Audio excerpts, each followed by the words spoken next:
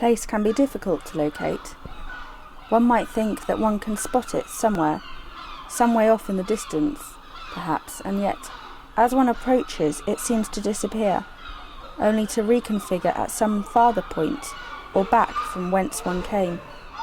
Place identity is the meaning and significance of places for their inhabitants.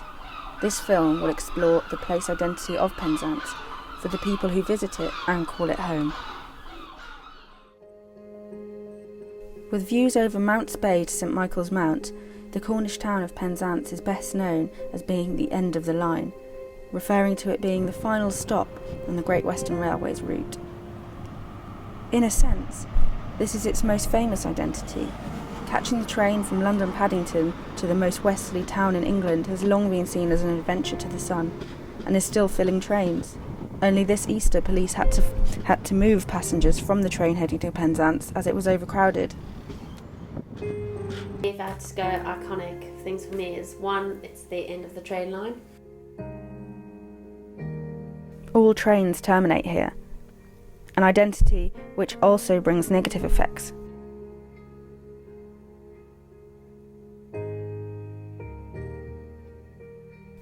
Penzance is a coastal town in southwest England, in the Penwith area of Cornwall, or Kernow to the locals.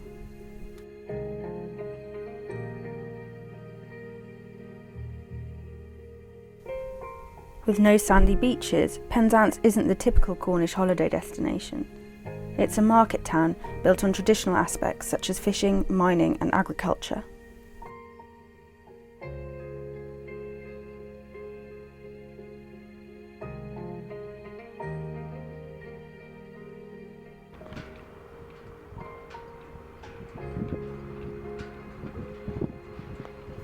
The town has suffered since the decline of the fishing industry.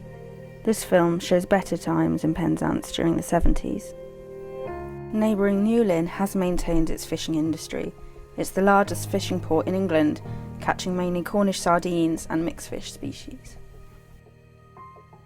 The promenade is a main feature of Penzance and runs from the Jubilee Pool to Newlyn. Garstin's infamous painting of the promenade depicts a very rainy day. You picture that promenade from 1890 and it looks exactly the same. There's a really famous painting. The Victorians built rain, it, on the promenade. It's really lovely. And it's exactly the same now. That was 100 years. This coastal walk is still enjoyed today, whether it be a bracing stormy day or a fine summer morning. A lot of people that grow up here really are a little bit spoiled, but they don't realise it. The Jubilee Pool is Penzance's iconic open-air seawater baths. Art Deco in design, this pool was built in 1935 and is now Grade 2 listed.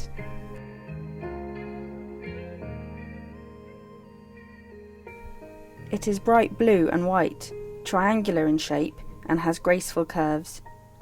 It is a major tourist attraction and part of Penzance's unique identity.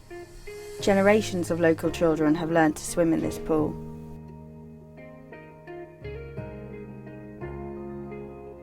Due to its exposed location, the pool has experienced severe storm damage. It is currently being renovated after a huge storm in 2014. It's due to reopen this summer.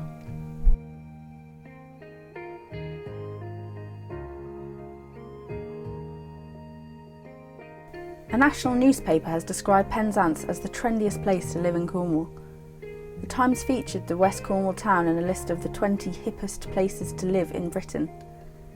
According to Watley, Penzance is having a moment due to the Jubilee Pool reopening this year and nearby establishments like Chapel House and Artist Residence. She also sees it as less of a tourist trap than nearby St Ives. A key physical feature of the town is the dominant use of granite as a building material.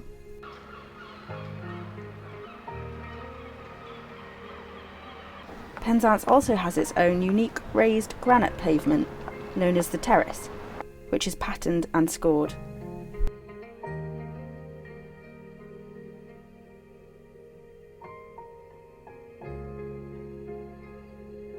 But Penzance does have many of the problems associated with Cornish towns: high rates of poverty, homelessness and drug use.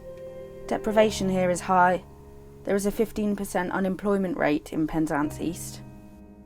There's a lot of the flats above the shops in town that aren't actually habitable because they're just, the integrity of the building is just not good enough. This is part of Penzance's identity. Many locals struggle to find jobs, and since the council moved offices from Penzance to St Austell, things have become even tougher.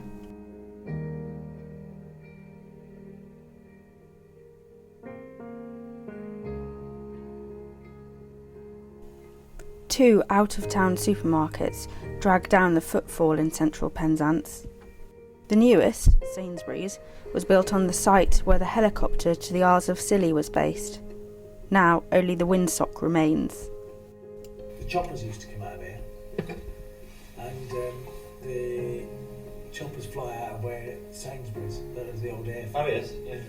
So it used to be stood on the beach, and you used to hear it, and it used to just come straight over your head. And then the chopper just climbing out of it is absolutely fantastic. And it was a Sea King, old Sea King, so it was a really old, powerful one. It was just brilliant, and they built Sainsbury's on it. The council sold the land to Sainsbury's.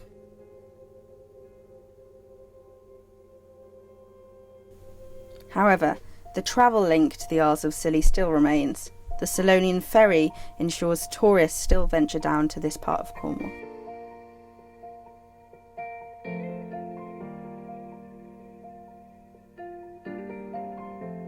These tourists bring money and investment to Penzance. Many shops along Chapel Street are aimed at wealthy buyers. These include east of here, the Bakehouse restaurant and Fish Boy. The brand new Newlyn Film House opened last week and shows evidence of an injection of investment into the area. The architecture of Penzance is part of its identity. Chapel Street is home to various designs such as Georgian, Victorian and Gothic styles. Art Deco styles centre around the Jubilee Pool. Buildings and the landmarks that are here, like Lloyd's Bank's probably like the most iconic building in Penzance. And they're called just the terraces down to the sea and the harbour. The light in this part of Cornwall attracts numerous artists. Clear, bright, big skies draw artists to the town. You can find many art galleries in the town. To some, Penzance's identity is this alternative place, where some choose to live their life drawing, painting and modelling the landscapes and places they feel connected to. Drinking establishments are a frequent find in Penzance. The most famous, the Admiral Benbow, houses a fascinating collection of maritime artefacts rescued from numerous shipwrecked vessels. Of course, Penzance is also famous for being the primary location for pirates and smuggling. Pirate tunnels all the way under Chapel Street, and then under a lot of Penzance there used to be like smuggling tunnels. Apparently there's pirate in my blood. Due to its southerly location and warming Atlantic breezes, Penzance enjoys a milder subtropical climate. This allows unusual plants to flourish. Morab Gardens and Penlee Gardens are home to some beautiful and exotic species.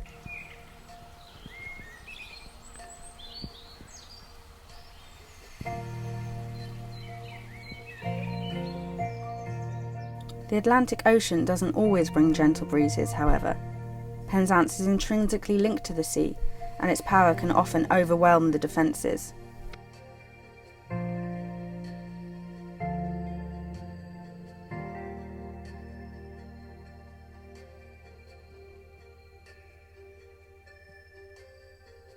Many boats are kept in the harbour for protection, but the extremely changeable weather does sometimes bring moments of magic. This town is identified as being in remote, deepest Cornwall, a place far away from the bustle of London, and a place trying to adapt to an economy without fishing and mining.